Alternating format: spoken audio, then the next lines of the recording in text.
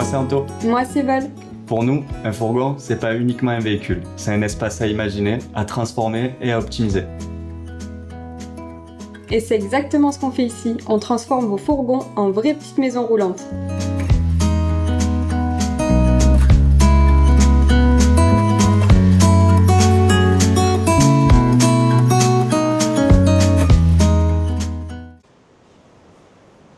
Bah alors, au perché sur ton châssis.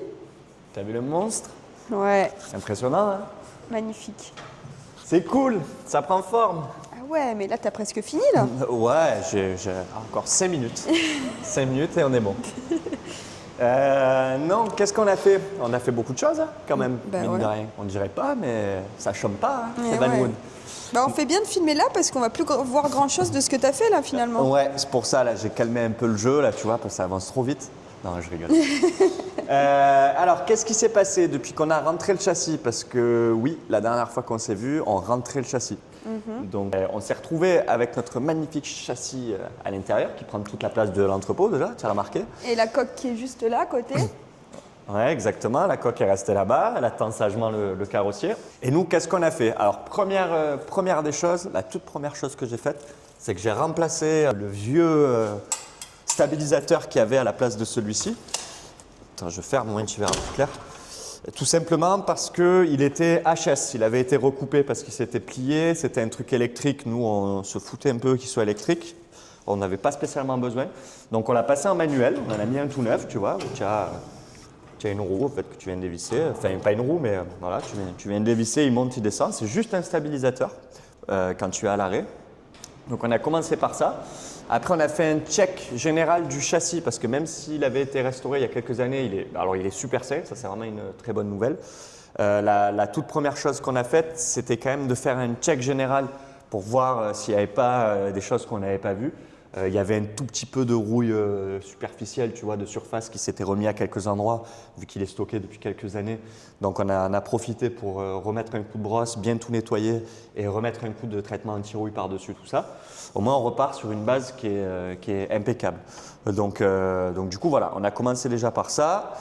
La bonne nouvelle, comme je te dis, c'est que tout était nickel sur le châssis. Pas un bout de tôle abîmé, franchement tout est nickel, donc on est assez content. Ouais, parce qu'il y en a dans les commentaires qui m'ont dit « Ah, vous auriez dû partir d'une neuve, importer des États-Unis, c'est une poubelle. Franchement, quand je regarde un peu celles qui ont été faites sur YouTube, les mecs, même si l'Airstream a l'air neuve, quand ils démontent la coque, le châssis, il est croustillant. Ouais, le châssis est tout le temps pourri aux vraiment États-Unis pourri. en général. Il y a plusieurs raisons à ça. La raison principale, c'est que en fait, tu comprendras, je vais te montrer, au moins tu vas comprendre un peu mieux ce que je vais te dire. Mais ton châssis est pris en sandwich. En dessous, tu as des tôles en alu, on appelle ça le belly pan, qui viennent fermer entièrement l'Airstream. C'est vraiment toutes les tôles qui font toute la longueur. Tu vois, c'est des tôles en aluminium comme tu as là. Et en fait, au-dessus, tu as ton plancher. Entre les deux, tu as ton isolation. Et les Américains, à l'époque, ils isolaient avec de la laine de verre ou de roche. Je ne sais pas exactement, je pense que c'est de la laine de verre. Et en fait, cette laine de verre prenait l'humidité. En dessous, c'était une baignoire, donc c'est complètement étanche. Ce qui fait que ton eau se stockait là-dedans. L'iso s'imbibait de flotte et elle finissait par faire pourrir ton châssis à terme. Donc du coup, les gars, quand ils démontent très souvent sur les vidéos, le châssis il est dans un état pitoyable. Donc là, je comprends que tu repartes de zéro. Après, nous, la caravane n'est pas propre, elle n'est pas belle. Mais encore une fois, c'est une resto, hein, sinon ce serait trop facile. Mais pour le coup, on avait quand même beaucoup de points positifs, notamment le châssis qui a été refait il y a quelques années. Donc voilà, on a, comme je te dis, fait notre petit tour sur le châssis, notre petit contrôle, tout allait super bien. Donc on a commencé à s'atteler au belly pan, au fameux belly pan. Donc du coup, ça a été un sport national parce qu'en fait, du coup, j'ai dû recréer toutes les tôles en aluminium qui n'existaient plus. Nous, elles avaient disparu, elles ont dû être jetées à un moment donné. Donc on a dû recréer toutes ces tôles. Pour pouvoir, c'est tout, pour pouvoir recréer le dessous. Donc du coup, on a acheté des feuilles d'aluminium en 15/10, voilà, qu'on est venu redécouper pile poil aux dimensions pour aller là-dessous et qu'on a riveté. Alors tu avais plusieurs options, tu as les Américains qui boulonnent pour certains. Moi, je voulais que ça se rapproche le plus possible de l'origine, donc j'ai voulu les riveter. Ça a plus de gueule quand même. Du coup, je me suis équipé. Il fallait vraiment qu'on y passe. J'ai acheté un magnifique outil de chez Milwaukee qui peut me contacter. Je vous attends, les gars. C'est avec grand plaisir si vous me contactez un jour. Ça, c'est une rifteuse? Ouais, tu vois, c'est une rifteuse automatique en fait, hein, tu vois, pour éviter d'avoir Là, je suis à 5 ou 600 rivets, je crois. Pour avoir 5 ou 600 rivets à faire à la main et se cloquer une tendinite au bout du 100e rivet, bah là, du coup, on en a profité, on a acheté cet outil et ça va beaucoup plus vite. C'est vraiment une machine de guerre, ce truc-là.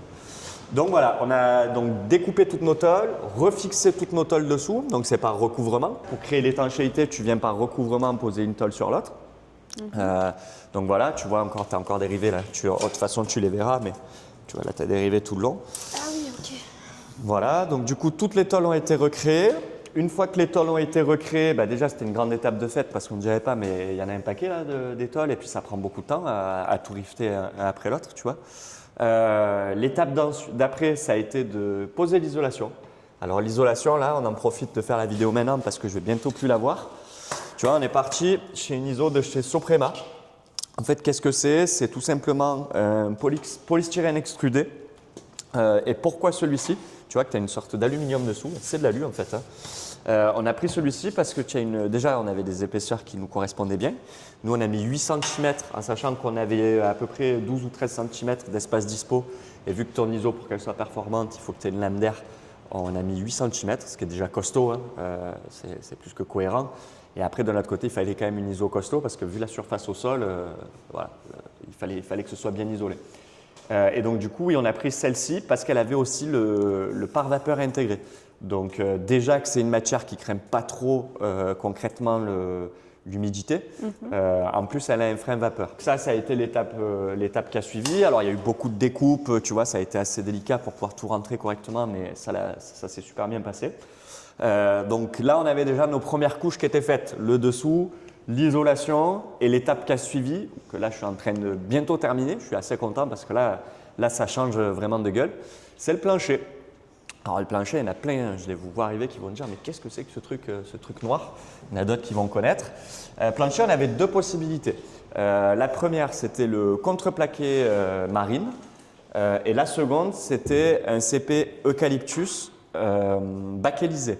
Alors nous, on est parti là-dessus. Pourquoi on est parti là-dessus et pas sur du marine? Pour la simple et bonne raison que le marine, pour l'usage qu'on en avait, il n'y avait pas un grand intérêt et l'écart de prix est monstrueux. Le marine, je crois que c'est à peu près 60 € du mètre carré. Donc là, il y avait un plancher qui coûtait une fortune. Et on n'avait pas un grand intérêt, sans parler de l'économie, à mettre du marine parce qu'on n'a pas un bois qui va être imbibé dans la flotte. Marine, c'est vraiment fait pour du nautisme, hein, ça porte bien son nom. Donc nous, on est parti sur cette solution-là qui est vraiment top. En fait, c'est un contreplaqué en 15 mm tout eucalyptus. Donc c'est 100% eucalyptus, ça c'est plutôt cool. Qui est revêtu d'un film plastique assez épais quand même, tu vois, qui va t'isoler encore plus ton contreplaqué. Donc du coup, nous, on a quand même préféré partir sur un truc comme ça plutôt que sur un simple okoumé, même si, comme je te dis, tu as la totalité de ton bois qui va être couvert. À l'intérieur, tu es à l'intérieur et on va poser un strate dessus. Et dessous, tu es couvert par tes tôles. Donc concrètement, il y a zéro risque d'humidité. Mais voilà, par principe, on a voulu avoir un truc fiable qui ne craigne pas trop l'humidité et qui ne bouge pas dans le temps. Donc on est parti sur cette option-là qui est plutôt cool. Comment on a fixé tout ça? Alors ça a été pas mal de réflexions pour faire ça correctement. Mais on a fini par faire un truc un peu différent de ce qui se faisait à l'origine. À l'origine, très souvent, alors je ne sais pas si c'est vraiment à l'origine, mais il y a beaucoup de restaurateurs américains qui font comme ça, qui envoient de l'autophoreuse de partout. Moi, ça ne me plaisait pas trop. Donc on s'est un peu plus fait chier, il faut le dire. Mais au moins c'est beaucoup plus fiable. Nous, ce qu'on a fait, c'est qu'on a tout démonté, enfin on a préposé nos plaques, on a tout pré-percé pour faire un marquage sur le châssis. Et en fait, tu viens voir, je vais te montrer au fond, parce que là j'ai les inserts qui sont apparents. Et en fait, on est venu mettre des inserts absolument partout dans le châssis, directement, tu vois. Et en fait, on va venir boulonner notre plancher directement au châssis. Donc là, au moins, on est sûr qu'au niveau solidité et rigidité, je pense qu'on ne peut pas faire mieux que de l'autophoreuse. En plus de ça, moi, les boulons, je viens Que de l'autophoreuse? Oui, que de la vis autoperf, quoi. Ah, d'accord, ouais. En plus de ça, moi, je viens mettre de l'octite sur chaque boulon, donc je peux t'assurer que ça bougera jamais. Donc du coup, voilà, on s'est un peu plus embêté, mais au moins, on est sûr que ça ne crème pas. Donc du coup, voilà, on a recréé ce plancher-là. Tu remarqueras qu'une traverse sur deux, on se retrouve avec un bout de bakélysé. Pourquoi? Alors, je vais t'expliquer pourquoi, mais je ne connais pas réellement la raison. En fait, tu as une traverse sur deux du châssis qui est plus basse de 15 mm. Ah donc, ouais, là on voit que c'est à fleur. là, elle est à fleur, et là, elle est à fleur quand j'ai mis un morceau de 15 par-dessus. D'accord. Donc, je ne sais pas pourquoi c'était fait comme ça. mais bon, sur le principe, c'est pas mal fait. Mais en fait, du coup, tu dois venir compenser ce manque d'épaisseur sur une traverse à chaque fois, enfin une traverse sur deux. Donc du coup, voilà, là j'ai pareil, tout boulonné, notre petite récupération de hauteur. Et voilà, et donc du coup, on a commencé, j'ai bientôt terminé, à fixer la totalité du plancher.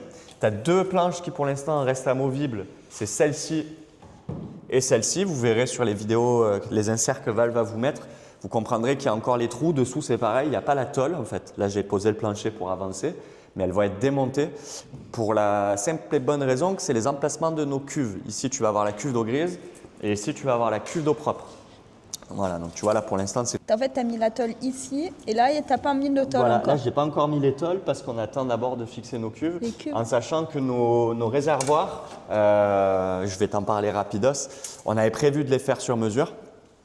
Et ça ne s'est pas si bien passé que prévu, il faut le dire aussi quand ça ne se passe pas très bien. On s'est équipé pour pouvoir faire nos cuves sur mesure, ça fait un moment que je veux faire ça. Donc on a acheté le PEHD, c'est du plastique alimentaire, on a acheté des outils, on a acheté les couronnes de fil exprès pour souder. Donc on s'est vachement équipé et pour l'instant ça sert un peu à rien parce que c'est un gros fail, je n'y arrive pas. Donc en fait, sur les essais, tout se passait bien, on a fait plusieurs essais, c'était nickel, ça marchait très bien. J'avais bien compris le système. J'ai pas mal étudié le truc en regardant des vidéos parce que tu n'as pas grand nombre d'infos sur ce métier-là. Donc en fait, tu as des systèmes de chanfrein, tu viens poser tes plaques angle contre angle, l'angle contre l'angle et tu viens souder dans le coin. Donc sur le papier, ça se passait très bien, les essais aussi. Donc j'ai commencé à faire mes cuves sur mesure en mettant des brise-flots parce qu'on dépassait 100 litres, donc j'avais tout préparé. J'avais commencé à faire toute la bassine avec les brise-flots, tout ça, c'était nickel. Et malheureusement, j'ai des défauts d'étanchéité qui sont vraiment minimes. C'est 3 gouttes qui sont microscopiques, mais qui suffisent à m'embêter. Et surtout qu'on ne peut pas se permettre d'avoir des gouttes, quoi, tu vois, même si les cuves sont en dessous, on va dire, c'est hors de question d'avoir la moindre goutte. Donc du coup, voilà, j'ai dû malheureusement abandonner. Pour l'instant, c'est un échec. La seule chose que ça va changer, c'est qu'en réalité, nous, ce qu'on avait prévu à l'origine, bon là, tu verras pas le châssis parce qu'il est recouvert, mais tu vois, le châssis, grosso modo, il fait cette épaisseur-là. Enfin, c'est pas grosso modo, il fait cette épaisseur-là. Nous, on avait prévu de faire des cuves qui, du coup, allaient reprendre cette épaisseur pour pas dépasser en dessous. Et c'est pour ça qu'il fallait les faire sur mesure. C'était des cuves de 12 de haut, ça n'existait pas en préfet. En fait, ça nous aurait permis, si tu veux, en faisant comme ça, d'avoir tout un plateau dessous qui était entièrement lisse du début jusqu'à la fin. Sauf que ce n'était pas comme ça à l'origine. À l'origine, ce qu'ils faisaient, c'est qu'ils faisaient des cuves plus profondes, de 20 cm. Elles dépassaient du châssis. Et en fait, en dessous, la tôle, ils venaient refaire une tôle, si tu veux, en forme de caisson, qui venait couvrir ta cuve, qui était boulonnée dans les 2 tôles qu'il y a à côté, tu vois. Et ça restait démontable, mais en fait, tu avais 2 cuves qui dépassaient aux endroits voulus. Ça ne gêne à rien parce que tu as la hauteur de ton essieu de toute façon et ça ne dépassait pas la hauteur de l'essieu, donc ça ne gêne à rien. Sauf que on a voulu améliorer ça et ça n'a pas marché. Donc les cuves, on y reviendra plus tard. C'est mille la faute des outils. C'est juste que j'ai pas, je pense, la bonne technique. Moi, je pense qu'après, je sais pas parce que je t'aime et que je sais que tu travailles très bien, mais moi, je pense que c'est vraiment la faute des outils. Hein. Ça parce peut que peut-être venir un peu de ça. Un vrai outil de soudure plastique, c'est pas un truc à 200 balles, hein. C'est un truc à 1000, 1002. Ouais, c'est là, sûr. tu as une vraie soudeuse plastique. Ouais, il y a peut-être un peu ça. Il y a peut-être aussi que j'ai pas appris la bonne technique ou il y a un truc que j'ai pas capté, ce qui c'est vraiment emmerdant parce que tout le reste, c'est super étanche. Tu as des longueurs de 1,30 m qui sont étanches à 100%. Et c'est vraiment dans les 3 coins que j'ai des micro-gouttes. C'est pas très grave, mais bon, ça arrive. Donc voilà, du coup, on a laissé tomber pour l'instant. On y reviendra plus tard, c'est sûr et certain, parce que je vais absolument y arriver. Donc à temps perdu, je vais m'entraîner, je vais finir par y arriver. Ou sinon, on trouve un super soudeur plastique dans le Vaucluse. S'il y a quelqu'un dans le sud qui propose ça, je suis ouvert, n'hésitez pas, contactez-nous. Contactez-nous, on a besoin. Exactement. Alors pas pour l'Airstream, parce que du coup l'Airstream, tant pis, voilà, on va refaire comme c'était fait à l'origine, c'est pas très grave. Au lieu d'améliorer, on va faire comme à l'origine. Voilà, donc du coup, c'est pour ça que pour l'instant, j'ai mis mes 2 plaques de plancher pour pouvoir avancer le reste du plancher, mais qu'elles restent démontables pour pouvoir ensuite poser mes cuves, faire mes fixations proprement et venir après recouvrir le dessous avec la feuille d'alu. Alors ces coffrets-là, nous, on n'est pas équipés pour les cintrer et tout ça, donc on a trouvé maintenant un super chaudronnier qui travaille l'aluminium qui va nous les faire sur mesure, qui va nous faire du coup les 2 caissons pour les cuves. Voilà, donc pour l'instant… Je pense que je t'ai à peu près tout dit. Ça avance plutôt bien. Là, tu vois, le plancher, c'est presque terminé. Là, je vais finir les deux extrémités, on va dire là et là, pour pouvoir avancer le reste. Si, je vais te montrer un truc. Bouge pas. Je vais te chercher quelque chose pour te montrer un peu les talents de notre nouveau ferronnier. Alors, regarde. Qu'est-ce que c'est? Qu'est-ce que c'est? Très technique comme projet quand tu vois tout ça. Alors, en fait, ça, c'est un rail qui était existant sur l'Airstream. Si tu veux, tu vas reconnaître le galbe. C'est les deux extrémités de l'Airstream, que ce soit l'avant ou l'arrière. Par chance, on en avait un qui était entier, l'autre était complètement bouffé, cassé, il était mort. Donc ça, c'est l'origine. Voilà, donc on a démonté celui-ci qui était entier, et heureusement qu'on l'avait, parce que si tu n'as pas ça, tu n'as plus du tout la forme de l'Airstream, parce que tu t'en doutes, quand tu enlèves tous ces trucs-là, l'Airstream, elle se met à danser dans tous les sens, donc pour retrouver le bon angle, c'est vachement compliqué. Donc on avait la chance de l'avoir, donc on l'a démonté proprement tout doucement pour le récupérer et l'amener chez notre chaudronnier qui nous a fait un travail de fou. Il nous a fait un magnifique rail sur mesure à l'identique parce que la chance qu'on a, si tu veux, c'est que l'avant et l'arrière, c'est la même pièce. C'est un effet miroir en fait, hein, si tu veux. Donc du coup, on avait juste à refaire sur mesure la même pièce. Donc tu vois, il nous a fait un super travail. Alors ça part droit et après c'est ressoudé tout le long, tu vois, parce que sinon il fallait passer dans une machine spécifique qu'il n'avait pas. Mais c'est super bien fait et c'est surtout que c'est au millimètre, c'est exactement les mêmes pièces. Donc du coup, voilà, ça c'est super. Il a réussi à nous recréer la pièce qui nous manquait du coup pour l'avant. Non, là pour l'avant, c'est pour l'arrière qui nous la manque. Eh oui, ouais, non. Voilà, du coup, on ne peut l'avant, pas les c'est inverser celle-ci. par contre avant-arrière. Bah, Sinon, elle serait à l'envers de l'autre côté. Oui, exact. Je crois, hein. Bah, en fait, si tu veux, tu as l'avant qui vient comme ça et l'arrière qui vient comme ça. Voilà. C'est une belle forme de piscine, ça. C'est une jolie piscine. Voilà, donc du coup, bah, ça c'est la prochaine étape. Prochaine étape, c'est qu'on va mettre le morceau qu'il y a là. Là, il y a un peu de galère, un peu de réflexion parce qu'on sait déterminer l'avant de l'Airstream. L'avant s'arrête vraiment ici, au bord, et après tu as une contre-tôle qui vient faire l'arrondi ici. Par contre, l'arrière, vu qu'on n'avait plus de plancher d'origine et qu'il nous manque des traverses, ah oui, si, ça a été ça, j'ai oublié de te le dire, les deux dernières petites surprises qu'on a eues. C'est qu'en fait, on s'est rendu compte en trouvant des photos d'archives qu'il nous manque deux traverses tout au fond. Donc, tu vois, là, Deux ou une? Ah oui, deux. deux. Tu en as une concrètement qui te sert pour finir de poser le plancher. Et la dernière, c'est celle qui va te tenir le pare-choc arrondi qui vient tout au Elle bout. est plus courte celle-là, je crois. Elle est un peu plus courte. Donc Ouais. celle-ci, on va devoir les refaire. Bon, c'est pas très grave, mais ça, il va falloir les refaire. Et en fait, du coup, le problème qu'on a, c'est qu'on ne sait pas où l'Airstream s'arrête. Donc ça, c'est un peu compliqué. On va devoir se débrouiller, ruser un peu pour savoir à quel endroit est-ce qu'on arrête le plancher et on pose le rail de fin, tu vois. Donc là, aujourd'hui, je vais déjà m'occuper de finir ce morceau qui fait l'arrondi, fixer le rail, tout ça, et au moins, on n'a plus qu'à après reposer la coque au bon endroit. Et je pense qu'on fera plusieurs montées-descentes de la coque pour prendre des côtes, se repérer, voir à quel endroit on arrête le plancher pour finir par découper le dernier morceau qui va tout au fond et pas se tromper, de ne pas la raccourcir de 10 cm ou la rallonger de 10 cm et que la forme soit plus la bonne, tu vois. Voilà, et dans les trucs aussi importants, je ne t'ai pas parlé du freinage, on en parle rapidement et après je pense que je t'aurai tout dit. On est dans tous les sens, là, il y a beaucoup de recherches, mais bon, ça faisait partie du projet, on s'en doutait. On s'est penché un petit peu sur le freinage. Olga, tu as que là? Non, mais laisse-la, elle veut être avec toi. C'est décalé, hein. Ouais, de toute façon, elle passe sa vie collée à nous, regarde ça. Donc du coup, on s'est beaucoup renseigné sur le freinage, ça a été une vraie galère, mais normalement on a fini par trouver les bonnes pièces. En fait, si tu veux, le freinage il est assez particulier, c'est un truc qui n'existe pas chez nous en Europe, c'est un freinage qui est typique des US, on appelle ça des freins électriques. C'est pas bien compliqué, le système n'est pas compliqué, en fait tu as un boîtier électronique que tu viens installer dans le porteur de ton véhicule. Et après, tu as des freins électriques. Alors, les freins électriques, qu'est-ce que c'est? Tu te retrouves avec, tu vois, là, j'ai ouvert une des flasques de freinage pour qu'on se rende compte de l'état et surtout prendre des cotes. En fait, c'est un frein à électroaimant, on appelle ça. C'est-à-dire que tu vas avoir cette pièce-là, qui est un aimant, qui est déclenché par un signal 12 volts. Donc, en fait, ce qui se passe, c'est que, regarde, sur chaque flasque de frein, tu as deux fils qui sortent, donc un plus, un moins, hein, tout simplement. Sur chaque roue, tu as le même principe. Tous tes fils sont reliés entre eux et ils sont reliés sur le faisceau de ta remorque, donc sur ta prise remorque. Et en fait, ce qui va se passer, c'est que quand tu vas brancher ta prise remorque sur ton véhicule, ça va faire le lien du coup entre le freinage et le boîtier électronique que tu auras installé dans ta voiture. Et quand tu vas appuyer sur ta pédale de frein, ça va donner du 12 volts qui le signal 12 volts va déclencher l'électroaimant et pousser tes mâchoires, enfin pousser tes garnitures sur ta flasque de frein tout simplement pour créer un freinage. Tu peux régler cette intensité pour avoir un freinage plus ou moins fort. Et apparemment, pour avoir discuté avec des gens qui connaissent bien ces systèmes, c'est impressionnant. Il paraît que c'est elle qui t'arrête, c'est ta remorque qui t'arrête ta voiture tellement ça freine fort. Ah ouais. Donc en fait, voilà, on avait plusieurs possibilités. C'était qu'on pouvait repartir sur un système beaucoup plus moderne ou restaurer l'origine. Pourquoi on a choisi de restaurer l'origine?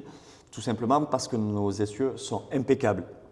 Les Américains, eux, ont tendance souvent à changer les deux essieux parce qu'ils ont le châssis qui est pourri et les essieux qui sont pourris. Nous, tout est super sain, les essieux sont dans un état impeccable, donc on n'allait pas changer les essieux en sachant que les essieux, les Américains, eux, ils ont l'habitude de les reconstruire, si tu veux, mais ça coûte en moyenne 5 à 7 000 $ et après, il faut payer l'expédition. Alors, 2 essieux de 100 kg ou 150 kg, je ne t'explique pas le coût du transport. Ouais, nous, on n'avait vraiment pas besoin, ils sont parfaits. Et voilà, s'ils avaient été morts, ben évidemment, on aurait changé. Nous, ils sont nickel, donc on ne va pas les changer. Donc du coup, on ne passe pas un frein plus moderne, on conserve le freinage d'origine qui fonctionne très très bien. Par contre, on a trouvé des kits, alors ça a été un enfer parce qu'il faut trouver avec les bonnes cotes, le bon système par rapport à l'année, tout ça. On a trouvé des kits où tu sors la flasque entièrement et tu remplaces la totalité. Tu repars avec un électroaimant neuf, des égarnitures neuves, une flasque neuve, le câblage qui est neuf, parce que là, le câblage, tu vois, j'y ferai pas trop confiance. Hein, c'est tout d'origine, là, c'est de 67 tout ça. Donc voilà, du coup, on en est là. Il va rester un point un peu sensible qui est un peu galère, c'est les pneus. Parce que tu vois, là, tu en as un d'origine. C'est des tailles américaines. Il y a marqué l'année là? Alors, c'est pas une origine, mais il est de mon année de naissance. Tubeless. Il a 30 ans. Ah, mais c'est un tubeless. Ouais, je sais pas pourquoi, là, il y a marqué tubeless, alors qu'en réalité. Mais t'as dit que c'était des chambres à air? Bah ouais, en théorie. Alors, c'est bizarre, j'en ai un ou deux en chambre à air et un ou deux en tubeless. Alors, j'arrive pas à comprendre. C'est assez sûr? bizarre. Ouais, bon, à vérifier. Mais normalement, je comprends pas parce que le gars qui me l'a démonté, qui m'a démonté cette roue, m'a dit que c'était de la chambre à air. Bon, enfin bref. Il y a un truc un peu compliqué, c'est que déjà, c'est des tailles américaines. Donc, il faut faire une conversion, trouver une équivalence en pneus en taille européenne. Et après, il faut justement trouver la bonne solution, tubeless, pas tubeless, chambre à air, pas chambre à air. Parce que les jantes, elles sont faites ou non pour du tubeless. Donc là, il va falloir vérifier. Parce que si tu mets des pneus tubeless sur des jantes à chambre à air, tu as un risque de déjanter. En fait, la jante, elle est faite différemment. Et tu peux déjanter complètement, donc c'est plus que dangereux. Ah, ça vient de là, de l'expression déjanter. C'est possible que ça vienne de là. Du coup, voilà, là on est en pleine recherche là-dessus pour mettre les pneus à neuf. Et puis en fait, moi je voulais, si tu veux, terminer vraiment toute la partie préparation de châssis, donc c'est-à-dire tout ce qu'on vient de faire, finir mon plancher, m'occuper du freinage, des amortisseurs. Alors ça, on les change évidemment. Ça, c'est très facile à trouver. Il n'y a qu'une seule taille chez les Américains, donc sur les Airstream. Donc ça, c'est vraiment super. Donc ça, on a réussi à trouver. On va tout repasser en neuf, évidemment. Moi, j'aurais préféré tout faire avant de reposer la coque, sauf qu'on n'aura pas, je pense, les pièces en temps et en heure. Donc on risque, c'est pas un risque, c'est pas très grave. On va reposer la coque et après, il n'y aura plus qu'à lever le châssis sur le côté et s'occuper des freins et des pneus. Changer tout ce que tu as changé, c'est pas ouais. très, très grave. Donc voilà, au moins, je t'ai parlé un peu de tout. Là, je pense qu'on a vraiment fait le tour. Normalement, c'est déjà pas mal d'infos pour cette étape-là.